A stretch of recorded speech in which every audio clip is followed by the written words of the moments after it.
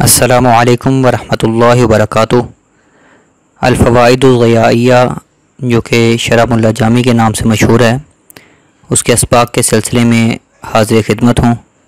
अल्लाह ताला से दुआ है कि अल्लाह ताला इस काविश को अपनी बारगाह में कबूल फ़रमाए और पढ़ने पढ़ाने वालों को इल्म नाफ़े अता फ़रमाए और हमारी निजात का ज़रिया बनाए। अल्लाह ताला से दुआ कर लेते हैं, रब्बी यस्सिर वला तुअस्सिर व तम्मिम बिल खैर व बिका नस्तईन या फ़त्ताह। तमाम असबाक़ सुनने वालों से गुजारिश है कि कुरान पाक में सिखाई गई दुआ रब्बी ज़िदनी इल्मा सिद्क़ क़ल्ब से दोहरा लें और अल्लाह ताला से दुआ करें कि अल्लाह ताला हमें इल्म नाफ़े अता फ़रमाए। सबक का आगाज़ करते हैं। बिस्मिल्लाहिर्रहमानिर्रहीम। अल्हम्दु लिवलिय्यिही वस्सलातु अला नबिय्यिही व अला आलिही व अस्हाबिही अलमुतअद्दिबीन बिआदाबिही। जी, सबसे पहले मुसन्निफ़ का तारुफ़ पढ़ लेते हैं। ये शरह लिखी मुल्ला जामी रहमतुल्लाह अलैह ने काफ़िया की और काफ़िया लिखी है इब्ने हाजिब रहमतुल्लाह अलैह ने। दोनों के मुख्तसर हालात हम पढ़ लेते हैं। काफ़िया लिखी इब्ने हाजिब रहमतुल्लाह अलैह ने, उनका नाम उनकी कुनियत अबू उमर है और नाम उनका उस्मान बिन उमर बिन अबी बकर है। इब्ने हाजिब अरबी में कहते हैं दरबान को। तो इनको इब्ने हाजिब क्यों कहते हैं? क्योंकि इनके वालिद साहब अमीर इज़्ज़ुद्दीन के दरबान थे, तो इसलिए इसी निस्बत से उनको हाजिब का बेटा इब्नुल हाजिब कहते हैं। नस्लन ये कुर्द नस्ल से ताल्लुक़ रखते थे और मालकी मज़हब से ताल्लुक़ रखते हैं और ये 570 हिजरी को पैदा हुए मिस्र के अंदर ही, और मिस्र ही के में सारी तालीम हासिल की, ज़िंदगी गुजारी और मिस्र के शहर अस्कंदरिया में इनकी वफ़ात हुई। इनकी मशहूर किताबें जो हैं वो अश-शाफ़िया है सरफ़ में, फिर इसकी शरह भी लिखी उन्होंने। इसी तरह काफ़िया जो दाखिल निसाब भी है नहव में लिखी, और इसी काफ़िया की शरह फिर मुल्ला जामी रहमतुल्लाह ने लिखी है। तो बहुत सारी इनकी कई सारी तसनीफ़ात हैं।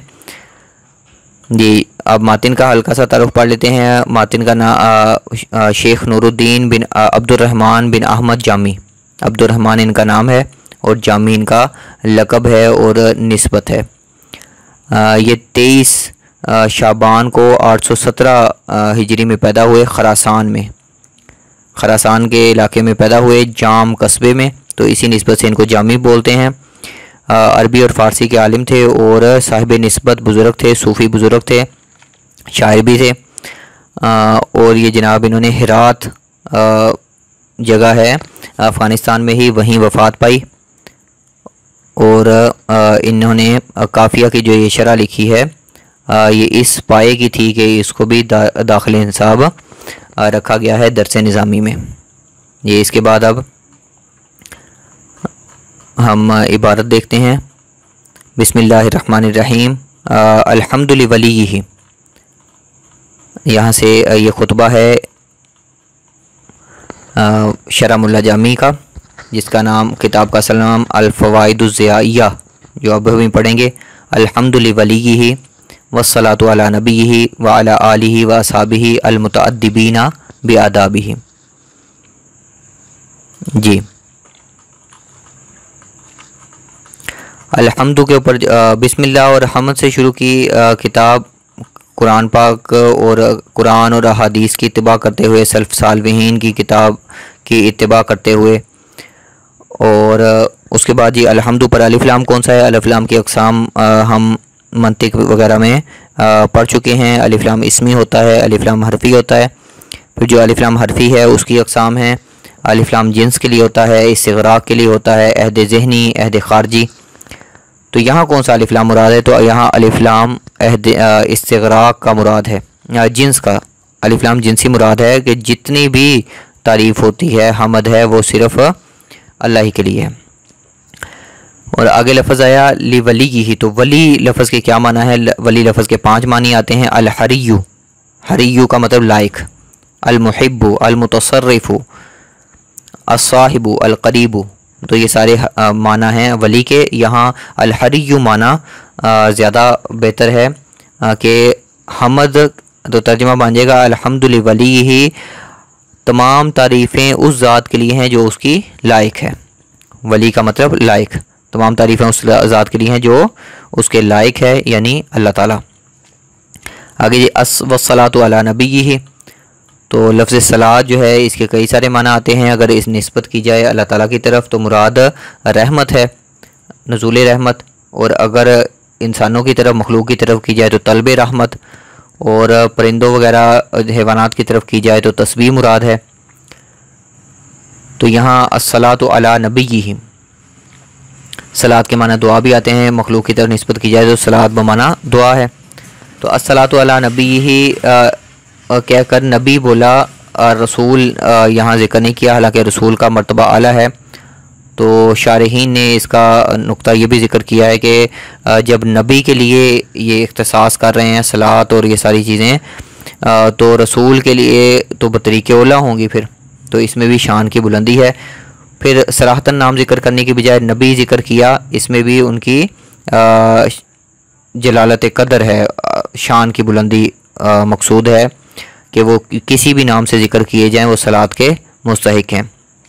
پھر لفظ نبی کے تشریح فرما رہے ہیں یہ شارح جو ملا جامی کی شرح لکھی ہے، صاحب کتاب جو ہیں، وہ فرماتے ہیں کہ نبی جو یا تو نبوت سے ہے، نبوت کا لفظی مطلب ہے رفعت، بلندی، تو کیونکہ نبی ہر اعتبار سے مخلوق سے بلند ہوتا ہے اس لیے اس کو نبی بولتے ہیں۔ یا یہ لفظ نبی جو ہے یہ انباء سے مشتق ہے، اور انباء کا مطلب ہے خبر دینا، تو کیونکہ نبی جو ہے وہ شریعت کی خبریں دیتا ہے، اللہ تعالیٰ کے احکامات کی خبریں دیتا ہے، اس لیے اس کو نبی بولتے ہیں۔ پھر سوال پیدا ہوتا ہے کہ نبی یہی کی ضمیر کس طرف لوٹ رہی ہے؟ یہ عبارت دیکھیے، والصلاۃ علی نبیہ، تو یہ ہو ضمیر جو ہے یہ کہاں لوٹ رہی ہے؟ یا تو یہ لوٹ سکتی ہے الحمد کی طرف، اور یا یہ لوٹ سکتی ہے ولی کی طرف۔ تو دونوں صورتوں میں سوال پیدا ہوتا ہے کہ اگر اس کی ضمیر لوٹے حمد کی طرف تو ترجمہ ہوگا حمد کے نبی کی، تو حمد کا تو نبی نہیں ہوتا، تو ترجمہ ٹھیک نہیں ہوگا۔ اور اگر ضمیر لوٹائی جائے ولی کی طرف تو پھر ہو جائے گا ولی کے نبی کی، ولی یعنی جو حمد کے لائق ہے اس کا نبی، تو ترجمہ تو ٹھیک ہو جائے گا، لیکن اس صورت میں سوال پیدا ہوگا، انتشار ضمائر کا مسئلہ کھڑا ہو جائے گا۔ انتشار ضمائر کیا ہوتا ہے کہ یہ ضمیر لوٹ رہی ہے ولی کی طرف، ولی کی ضمیر لوٹ رہی ہے حمد کی طرف، اس کو انتشار ضمائر بولتے ہیں، اور یہ باطل ہے۔ تو دونوں سوالوں کا جواب دیا کہ یہ ضمیر دونوں طرف لوٹا سکتے ہیں۔ اگر حمد کی طرف ضمیر لوٹائیں تو اس سے مراد ہوگا کہ یہاں استخدام استعمال ہوا ہے۔ استخدام جو ہے یہ علم بلاغت کی اصطلاح ہے کہ جس میں ایک لفظ کے دو معنی ہوں، تو پہلے صراحتاً لفظ ذکر کر کے ایک معنی مراد لے لیا جائے، اور پھر اس کی طرف ضمیر لوٹا کر دوسرا معنی مراد لے لیا جائے۔ تو جب الحمد ذکر کیا صراحتاً تو اس سے ثنا مراد تھی، اور جب اس کی طرف ضمیر لوٹائی گئی تو حمد بمعنی محمود ہو گیا، تو ترجمہ ہو جائے گا محمود کے نبی کی، محمود یعنی اللہ تعالیٰ۔ تو جو اشکال تھا دور ہو گیا۔ اور دوسرا جو اشکال تھا کہ اگر ولی کی طرف ضمیر لوٹائیں تو انتشار ضمائر کا مسئلہ پیدا ہوتا ہے، تو اس کا بھی جواب دے رہے ہیں کہ انتشار ضمائر کا مسئلہ تب ہوگا، انتشار ضمائر ایک جملے کے اندر ہو تب باطل ہے، اور یہاں دو الگ الگ جملے ہیں، لہٰذا یہ انتشار ضمائر باطل نہیں ہے۔ آگے علی آلہ، آل اصل میں اہل تھا، تو ہا کو حمزہ سے بدل دیا، اور پھر حمزہ کو ماقبل حرکت کی وجہ سے الف سے بدل دیا، آل ہو گیا۔ آل اور اہل جو ہیں یہ دو الفاظ استعمال ہوتے ہیں۔ آل صرف ذی اشراف کے لیے استعمال ہوتا ہے، اور وہ شرافت چاہے دنیاوی ہو یا اخروی ہو، جیسے آل موسیٰ و آل ہارون یہ ہو گئی شرافت اخروی، اور آل فرعون یہ ہو گئی شرافت دنیاوی، کیونکہ دنیاوی لحاظ سے وہ بادشاہ تھا۔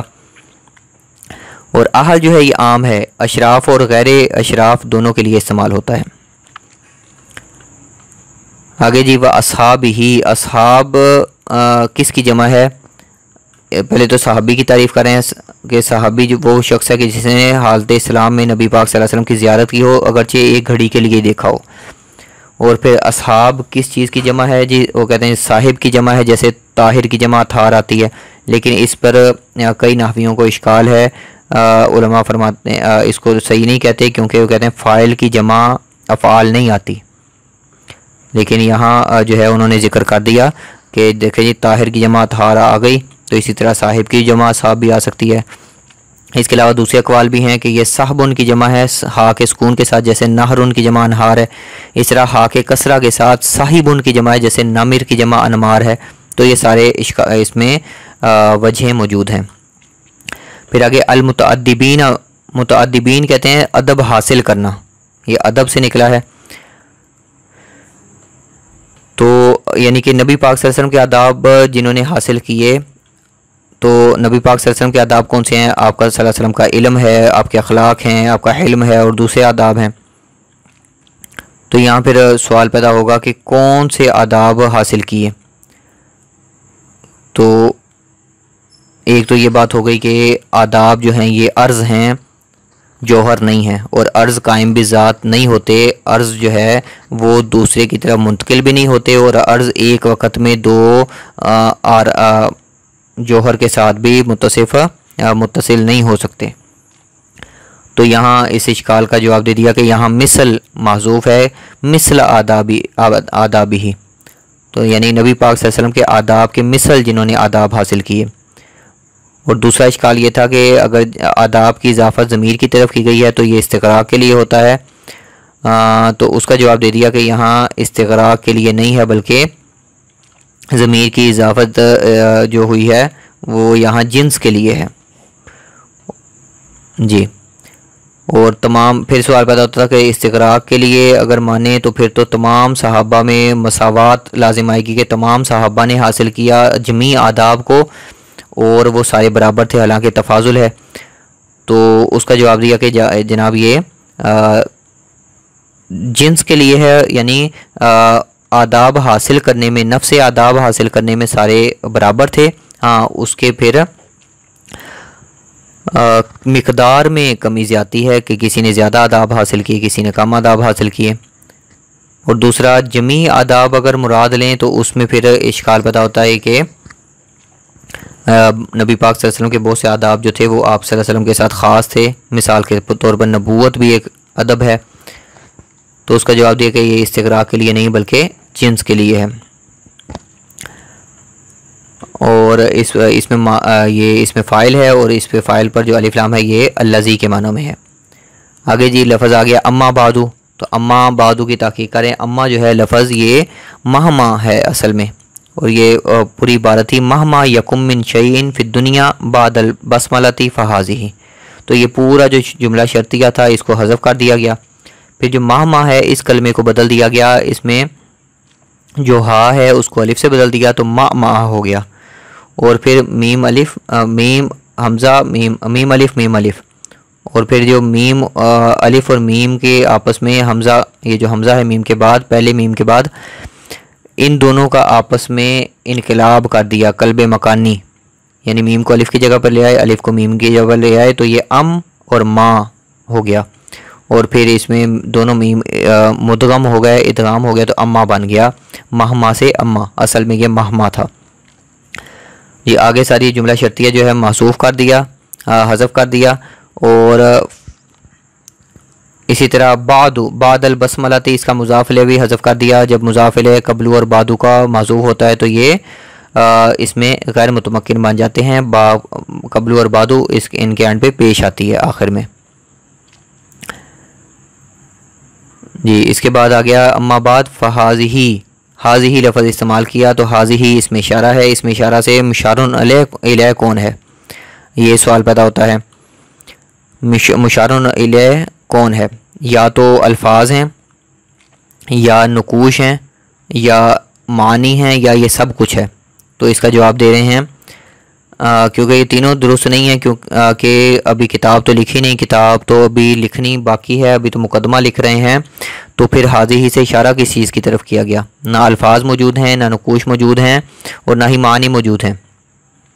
تو اس کا جواب دیا کہ خطبہ دو طرح کا ہوتا ہے، ایک خطبہ الحاقیہ یعنی کتاب پہلے لکھ دی اور خطبہ اس کا بعد میں لکھا، تو اگر یہ خطبہ الحاقیہ ہو تو کسی قسم کا اعتراض نہیں بنتا، کیونکہ پھر ہو جائے گا کہ جو کچھ اس کتاب میں لکھ دیا ہے، الفاظ، معنی، نقوش، سب مراد ہیں، مشارن الیہ ہیں۔ اور اگر یہ خطبہ ابتدائیہ ہو، یعنی پہلے خطبہ لکھا اور بعد میں کتاب لکھی، تو اس صورت میں جو اشکال ہوگا اس کا جواب یہ ہے کہ یہ جو الفاظ، معنی اور نقوش ہیں وہ مصنف کے ذہن میں، ماتن کے ذہن میں اس طرح مستحضر تھے کہ کل موجود ہو گئے، گویا کہ وہ خارج میں بھی موجود ہیں تو اس لیے اعتراض ختم ہو گیا۔ فوائد جو ہے فائدہ کی جمع ہے، اردو میں بھی ہم فوائد، فائدہ استعمال کرتے ہیں۔ وافیتن اس میں فاعل ہے اور یہ فوائد کی صفت واقع ہو رہا ہے، اس کا مطلب ہے کثیرت تامہ، بہت زیادہ فائدے، تو ترجمہ اس کا ہو جائے گا اما بعد، بہرحال حمد و صلوات کے بعد، فہذہ فوائد وافیہ، یہ کثیر اور تام فائدے ہیں، بحل مشکلات الکافیہ، کافیہ کے مشکل مقامات کے حل میں۔ ذکر کر رہے ہیں بحل، یہاں با جو ہے حرف جر، یہ فی کے معنی میں، فی حل مشکلات الکافیہ، کافیہ جو ہے یہ کتاب کی صفت ہے، اور الکافی کتاب مذکر، اور یہ الکافی تھا، تا اس میں مبالغے کے لیے ہے، اور یا اس میں کہیں گے کہ یہ وصفیت سے اسمیت کی طرف منتقل کرنے کے لیے تا مبالغے کی اس میں لگا دی، تو یہاں یہ اعتراض کوئی نہیں کر سکتا کہ کتاب مذکر تھی اور اس کی صفت کافیہ کیسے آ گئی، کیونکہ کافیہ اب علم بن گیا ہے اس کتاب کا۔ اسی طرح للعلامہ المجتہد، جی عبارت دیکھ لیتے ہیں، فی بحل مشکلات الکافیہ للعلامۃ المجتہری فی المشارق والمغارب، ایسے علامہ کے لیے جو مشرق و مغرب میں مشہور ہیں، تو علامہ جو ہے یہ علم سے ہے، اور یہ مبالغے کا صیغہ ہے، اس میں تا مبالغے کی ہے، اور اس کے بعد جی یہاں بھی یہ مشتہر جو ہے وہ یہ بھی مبالغے کا صیغہ ہے۔ علامہ اور مشتہر موصوف صفت ہیں، تو یہاں یہ اعتراض نہیں ہوگا کہ یہاں تذکیر و تانیث میں مطابقت نہیں ہے، کیونکہ علامہ جو ہے یہ بھی مذکر ہے، اس میں تا مبالغے کی ہے۔ پھر اشکال پیدا ہوتا ہے کہ اگر علامہ میں تا مبالغے کی ہے، تانیث کی نہیں ہے، تو پھر اللہ تعالیٰ کے لیے یہ لفظ کیوں نہیں بولا جاتا، حالانکہ وہ تو سب سے زیادہ علم والے ہیں۔ تو اس کا جواب ذکر کر دیا کہ اس میں تا اگرچہ تانیث کی نہیں ہے لیکن شائبہ موجود ہے تانیث کا، لہٰذا اللہ تعالیٰ کے لیے یہ لفظ علامہ نہیں بولا جاتا۔ پھر سوال پیدا ہوتا ہے مشارق اور مغارب جمع کے صیغے ذکر کیے، حالانکہ فی المشرق والمغرب کہہ دیتے، زیادہ مشہور تو یہی ہے، مشارق اور مغارب کیوں کہا، تو کہتے ہیں جی دونوں طرح استعمال ہوتا ہے، مشرق اور مغرب واحد بھی استعمال ہوتے ہیں، جمع بھی استعمال ہوتے ہیں، اور جمع استعمال کرنے میں اشارہ جو ہے وہ اس طرف بھی ہے کہ گویا کہ پوری دنیا میں مشہور ہیں، اور علم فلکیات کی روح سے دیکھیں تو مشارق اور مغارب بدلتے رہتے ہیں، سورج جو ہے وہ ہر دن ہر موسم میں اپنی جگہ سے ایک نئی جگہ پر طلوع ہوتا ہے اور نئی جگہ پہ غروب ہوتا ہے، تو اس لحاظ سے مشارق اور مغارب بول دیا۔ اچھا جی، آگے پھر آتا ہے کہ مشتہر لفظ بولا ہے، مشہور لفظ نہیں بولا، حالانکہ عام طور پہ لفظ جو ہے وہ مشہور استعمال کیا جاتا ہے، مشتہر استعمال نہیں کیا جاتا، تو اس کا جواب دے رہے ہیں کہ جی یہ علامہ لفظ بولا تھا، علامہ مبالغے کا صیغہ تھا، تو اسی نسبت سے مشتہر بھی مبالغے کا صیغہ لے کر آئے تاکہ دونوں لفظ ایک دوسرے کے مناسب ہوں۔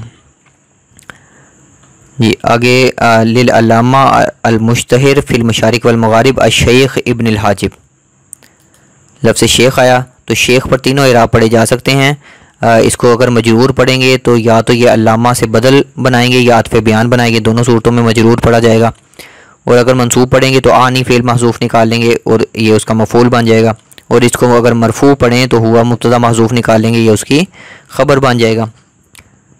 اچھا، شیخ لفظ شیخ کس کو کہتے ہیں؟ جو حمل کا مدت ہوتی ہے 6 ماہ سے لے کر 2 سال تک، اسے جنین بولتے ہیں، اور جو طفل ہوتا ہے وہ 2 سے 2.5 سال تک، ہمارے نزدیک 2.5 سال تک، اور امام شافعی کے نزدیک یعنی احناف کے نزدیک 2 سال تک ہے یہ مدت، اور جو دودھ پینے والا بچہ ہے اور امام شافعی کے نزدیک 2.5 سال ہے، یہ عمر کہلاتی ہے طفولیت کی، الطفل بچہ۔ اس کے بعد لفظ آتا ہے جی الصبی، یہ اطلاق ہوتا ہے 7 سال تک۔ اس کے بعد المراہق، اس کا اطلاق ہوتا ہے 15 سال تک۔ پھر آتا ہے الشباب، جوان ہو گیا، اس کا اطلاق ہوتا ہے جی 50 سال تک، اور 50 سے جو اوپر چلا جائے اس کے لیے بولا جاتا ہے شیخ۔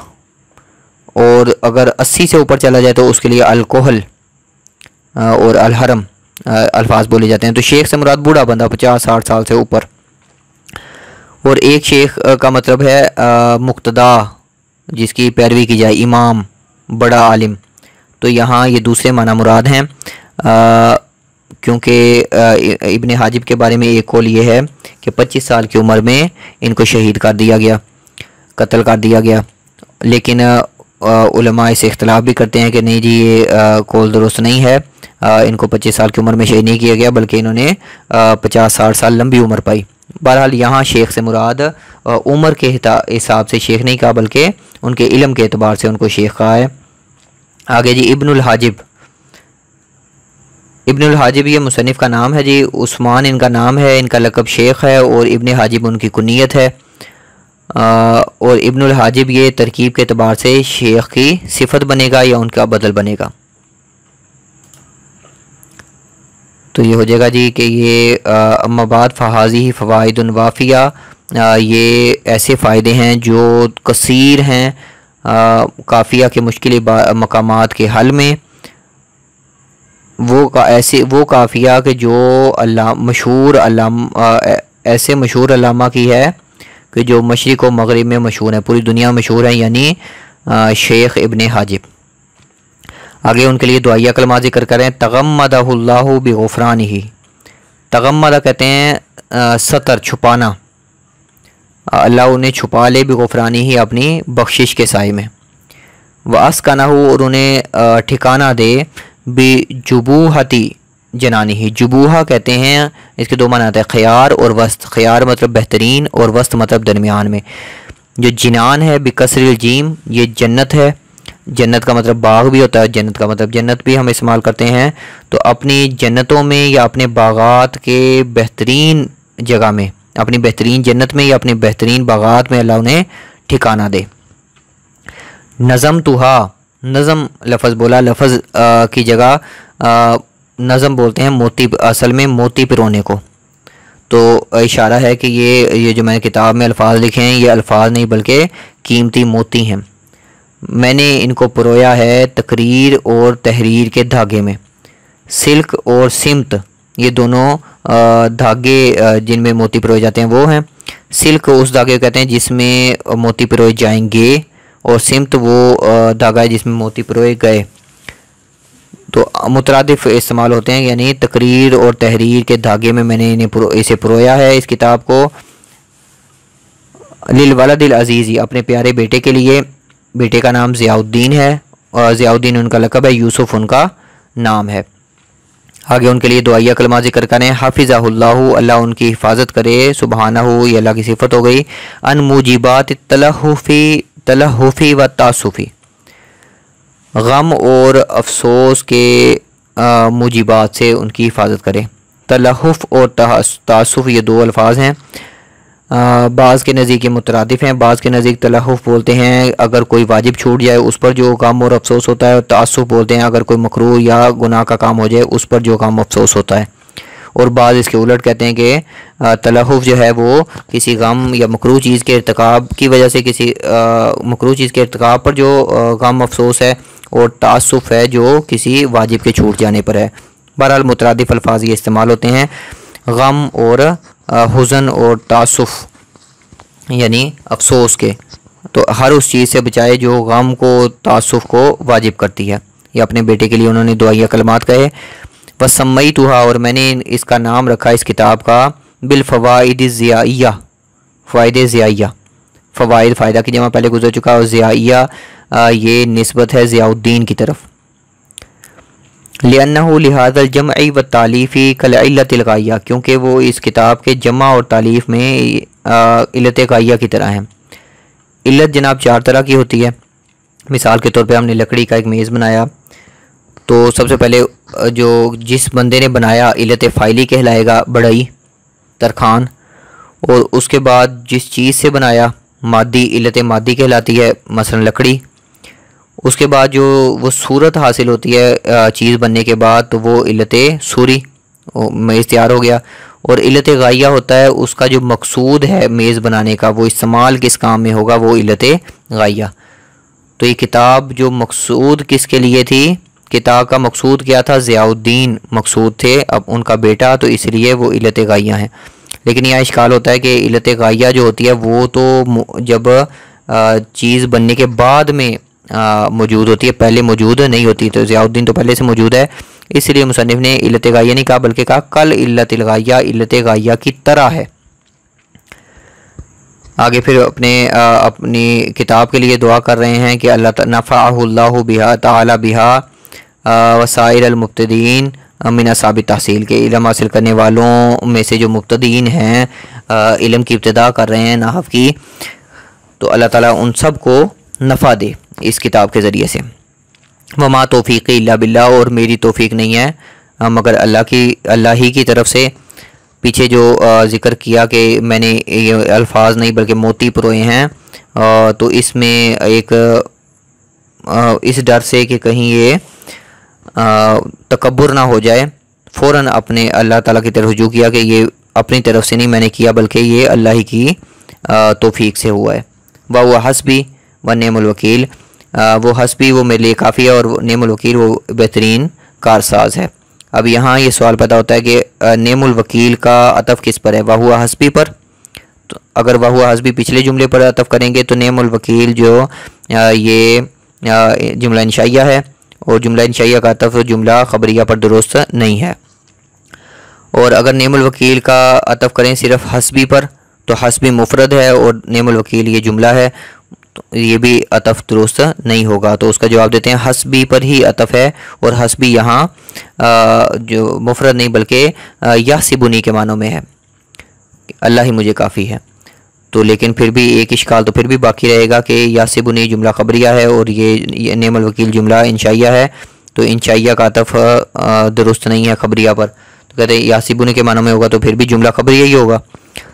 اس کا جواب ہے دیتے ہیں شارحین کہ حسبی جو ہے صورت کے اعتبار سے یحسبنی اگرچہ جملہ فعلیہ ہے لیکن وہ اصل میں دعا ہے، اور دعا انشائیہ ہوتی ہے، لہٰذا کوئی اشکال والی بات یہاں نہیں ہے۔ تو یہاں تک فوائد ضیائیہ شرح ملا جامی کا جو خطبہ تھا وہ مکمل ہو گیا، جس میں انہوں نے ماتن رحمۃ اللہ علیہ نے اپنے سبب تالیف ذکر کی کہ میں نے یہ کتاب کس لیے لکھی ہے۔ آگے علم سے کافیہ کی عبارت شروع کر رہے ہیں، اس کی تشریح شروع کر رہے ہیں، انشاءاللہ اگلے سبق میں پڑھیں گے۔ اس کے ساتھ ہی آج کا سبق اختتام پذیر ہوا۔ اللہ تعالیٰ سے دعا ہے کہ اللہ تعالیٰ اپنی بارگاہ میں اس کاوش کو قبول فرمائے۔ آپ حضرات سے درخواست ہے کہ چینل کو سبسکرائب کر لیں تاکہ آئندہ آنے والے اسباق آپ تک پہنچتے رہیں۔ سبق میں کسی قسم کی دشواری ہو، سمجھ نہ آئی ہو تو بلا جھجک کمنٹ کر سکتے ہیں، مجھ سے رابطہ کر سکتے ہیں واٹس ایپ کے ذریعے، ای میل کے ذریعے، یا اسی ویڈیو کے کمنٹس میں۔ اور میری طرف سے کوئی لغزش ہو گئی ہو، کوئی سبقت لسانی ہو گئی ہو، پڑھانے میں کوئی غلطی ہو گئی ہو تو اس پہ مجھے ضرور مطلع فرمائیں۔ اللہ آپ کا حامی و ناصر ہو۔ اگلے سبق کے لیے اجازت دیجیے۔ السلام علیکم ورحمۃ اللہ وبرکاتہ۔